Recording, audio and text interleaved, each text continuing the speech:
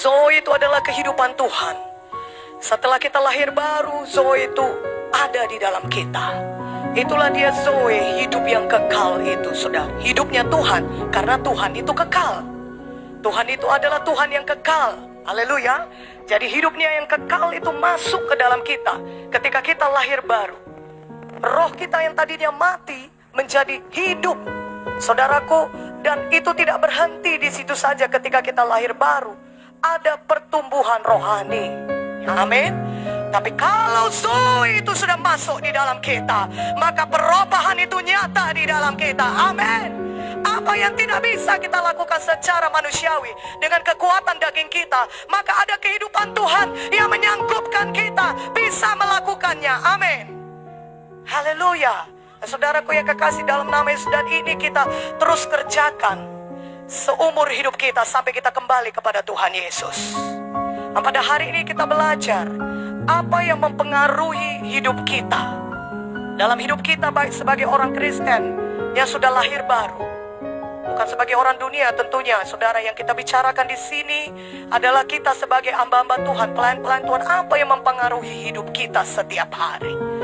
Sehingga kita bisa mengalami Zoe yang melimpah-limpah itu di dalam kita. Memang kita sudah punya Zoe, kita sudah lahir baru, tentu kita sudah punya Zoe.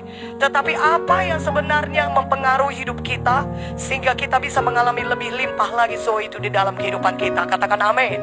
Mari kita buka dari Matius 13 ayat 33. Kita buka dari Matius 13 ayat 33, saudaraku.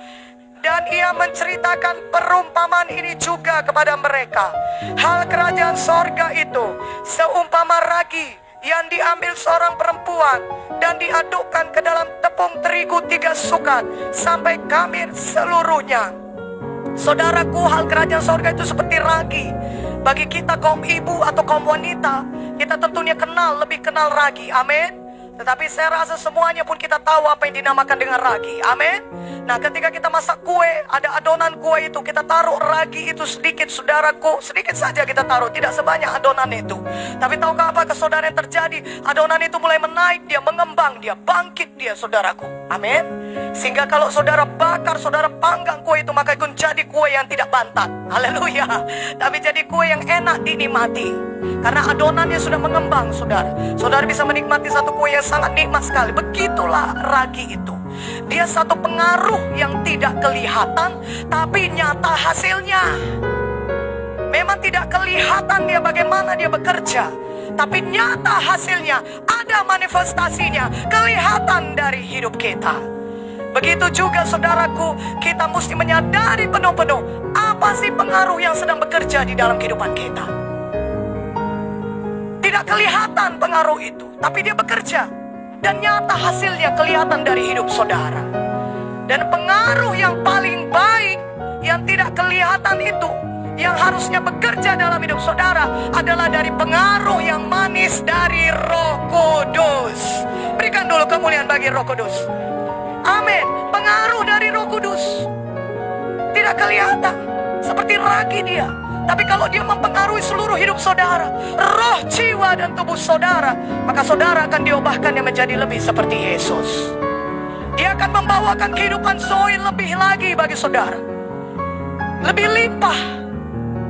Bukan hanya di roh saudara pun terus bertumbuh, tetapi di jiwa saudara dia akan bawakan. Kalau saudara membiarkan Roh Kudus menguasai hati dan pikiran saudara, yang dengan menerangkan firman Tuhan itu kepada saudara, maka saudara akan dapati Zoe kehidupan Tuhan itu lebih berkuasa lagi dalam pikiran saudara. Dan kalau kita undang Roh Kudus, kita minta kepada dia, maka dia pasti akan datang. Kalau saudara rindu kepada dia dan saudara berbicara kepada dia, saudara, dia pasti akan datang. Bahkan dia sebenarnya, Roh Kudus itu sebenarnya lebih ingin memenuhkan saudara daripada saudara. Sebenarnya saudara, Roh Kudus itu begitu ingin, rindu menguasai hidup saudara lebih daripada kerinduan kita. Dan kalau dilihatnya kita rindu dengan berdoa, dengan meminta, dengan mengejarnya habis-habisan, maka saudara akan lihat nyata manifestasinya dalam saudara. Haleluya. Haleluya. Jadi kita mesti hati-hati, jangan sampai ragi itu mengkamirkan seluruh adonan. Jangan sampai pengaruh-pengaruh yang jahat yang tidak kelihatan, tidak kita sadari, sudah mempengaruhi seluruh hidup kita. Dan menghentikan kita dari mengerjakan pekerjaan Tuhan dan kehendak Tuhan. Menghentikan kita dari tidak lagi mengikuti kebenaran Tuhan. Ya, kita tidak sadari itu, tapi sudah mulai bekerja dia, bekerja. Dikamirkannya seluruh adonan. Maka kita harus betul-betul menjaga hidup kita, mengejar, meminta, berdoa, supaya Roh Kudus yang mempengaruhi kita setiap saat. Sehingga zoe kehidupan Tuhan itu semakin limpah dalam hidup kita. Pikiran kita, ucapan kita, hati kita, dan roh kita. Haleluya. Haleluya.